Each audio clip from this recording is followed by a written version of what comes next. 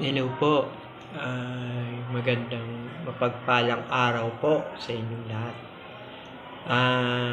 Ang talakayin natin ngayon ayon sa ating Biblia ay sino ang ating Diyos? Sino ang God?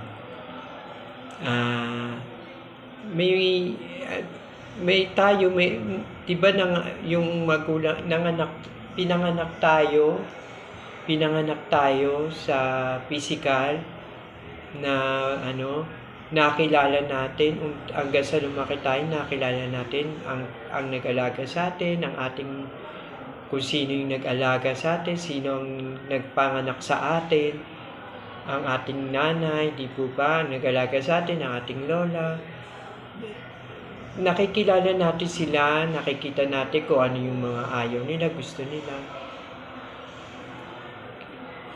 Ang punto ko dito, meron din tayong dapat malaman, pero sa spiritual. Yun yung naglikha, ang ating Creator. Ito ang ating Diyos, ang ating Diyos Ama. Di po ba? Marami siyang mga sinasabi sa Bible na kung sino ang ating Diyos, ang Diyos ay isang espiritu. Ang ating Diyos ay espiritu. Pag-ibig, katotohanan, at higit sa lahat, siya ang lumikha at namahala sa ating buhay. At sinasabi niya na may mga tao na sinasamba ang ating Diyos sa pamamagitan ng mga rebulto, yung mga rebulto, sinasabi nila na yung iba pa, may mga ananay ng ating Panginoong Hesus sinasamba. Hindi po, ang ating Diyos sa Espiritu, wala pang nakakakita sa Kanya. Maging si Moises, hindi niya nakita ng dahil yung liwanag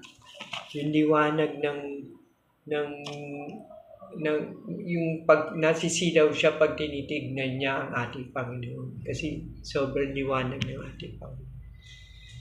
Ang ating Diyos Ama. Ngayon po, sinasabi rito na sa John chapter 4, verse 24. God is Spirit, and they that worship Him must worship Him in spirit and truth. Kaya ang Diyos natin ay isang Espiritu, wala nang iba. Hindi siya Diyos-Diyosa na katulad ng ginagawa ng iba nating mga kapatid. Pero hindi ko sila inaano. Sa kanila yung paniniwala, pero ito yung tunay na paniniwala, pananampalataya. Ito dapat sa palataya. Di po ba na ang Diyos ay Espiritu?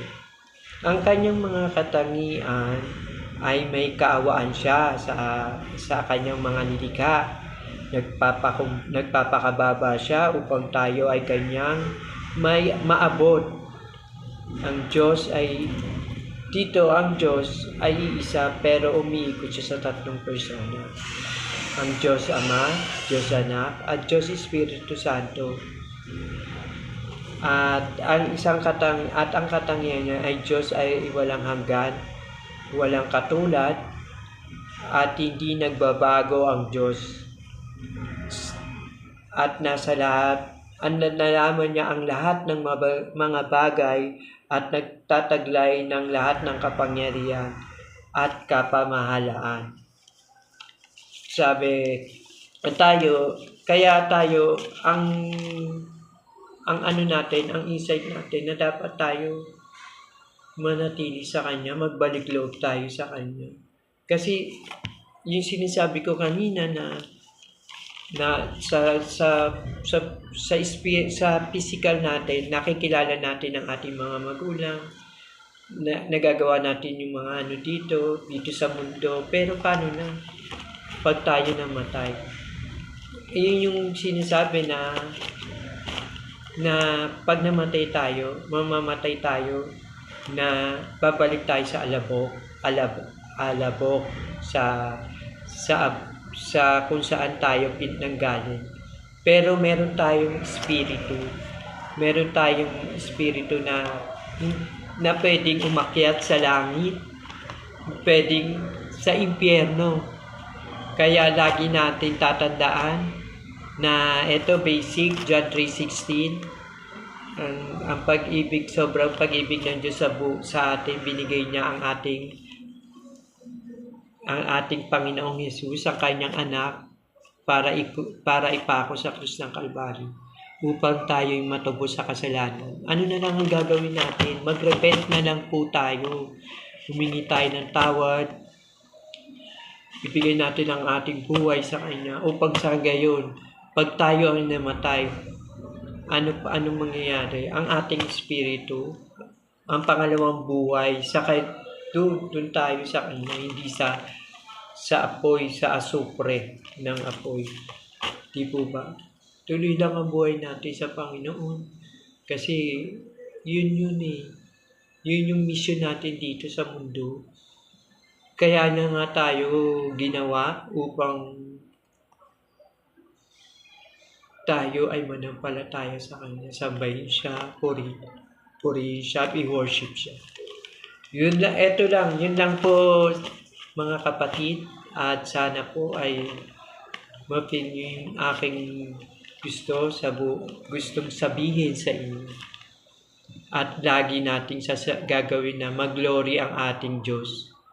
Hindi tayo. Dahil tayo, kung tunay tayong nananampalataya sa ating Panginoon, tayo ay naligtas na. At tinatanggap na natin ang Panginoong Hesus.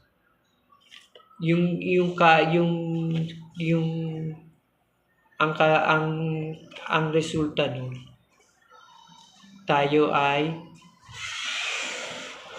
magkakaroon ng nasa atin na ang biyaya ng Panginoon. Tuloy lang po tayo. Maraming salamat. Glory to God. Sa iyo ang lahat ng kapurihan at kaluwalhatian. Sa pangalan ni Jesus. Amen. Salamat.